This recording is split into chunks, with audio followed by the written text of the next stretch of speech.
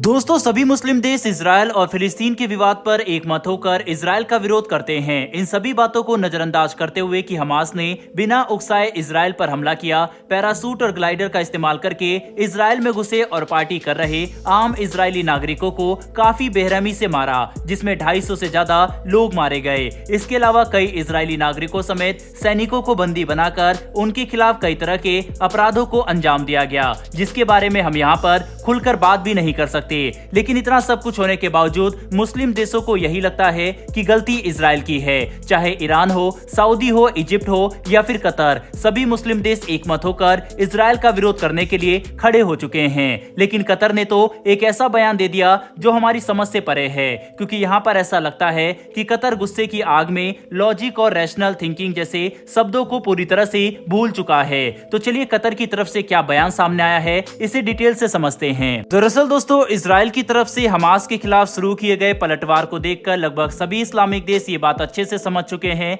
कि हमास अब बिल्कुल भी बच नहीं सकता।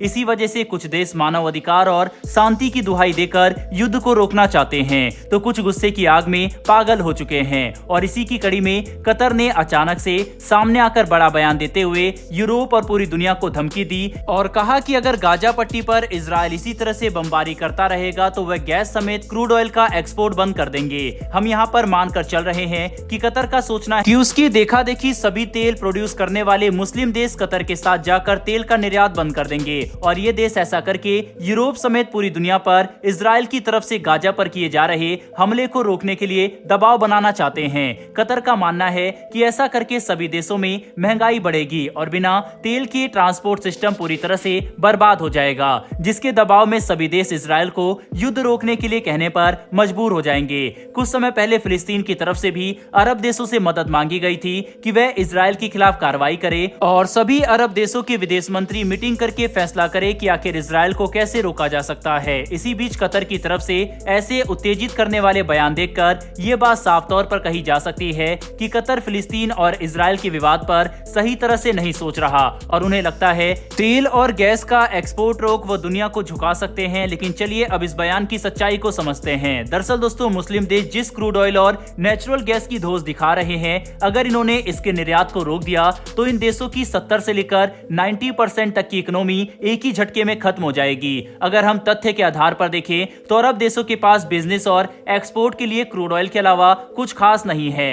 इन देशों की अर्थव्यवस्था बस इसीलिए काम करती है क्योंकि इन्होंने एक ऐसा टैक्स फ्री इकोसिस्टम बनाया है जहां पर दुनिया भर के बिजनेसमैन बिजनेस और निवेश कर सकते हैं, जिसमें एक बहुत बड़ी संख्या यूरोपियन कंपनियों की है जो दुबई, सऊदी और कतर जैसे देशों में लगातार कई अरब डॉलर पंप करते हैं और यहाँ पर पैसा बनाकर अपने देश में वापस लेकर जाते हैं। लेकिन ये अभी इतना बड़ा व्यापार नहीं है कि कतर क्रूड ऑयल को रोककर बस इसी पर निर्भर रह सके। यही वजह है कि हम ये बात साफ तौर पर कह सकते हैं कि अगर भावना में आकर मुस्लिम देशों ने क्रूड ऑयल और गैस का एक्सपोर्ट रोक दिया तो कुछ ही समय के अंदर इन देशों की अर्थव्यवस्था भी ठप पड़ जाएगी, जिससे सभी को नुकसान होगा।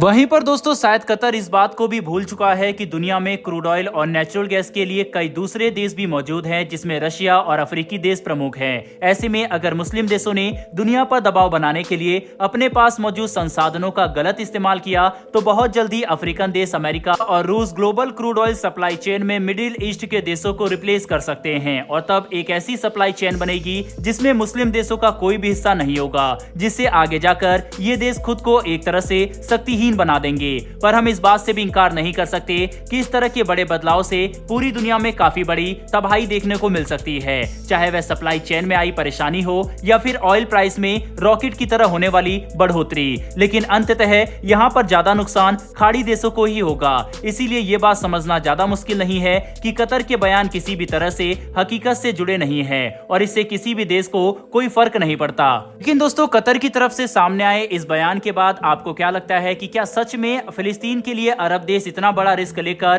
क्रूड ऑयल की सप्लाई रोक सकते हैं या फिर नहीं? अपनी राय कमेंट बॉक्स में लिखकर जरूर बताइएगा। साथ ही अगर आपको ये इन्फॉर्मेशन और वीडियो पसंद आई हो तो वीडियो को लाइक करके हमारी आने वाली डेली ऐसी वीडियो के लिए चैनल को सब्सक्राइब कर बेल नोटिफिकेशन को जरूर दबा लें। फिर मिलेंगे ऐसी एक नई वीडियो के साथ। धन्यवाद। जय हिंद।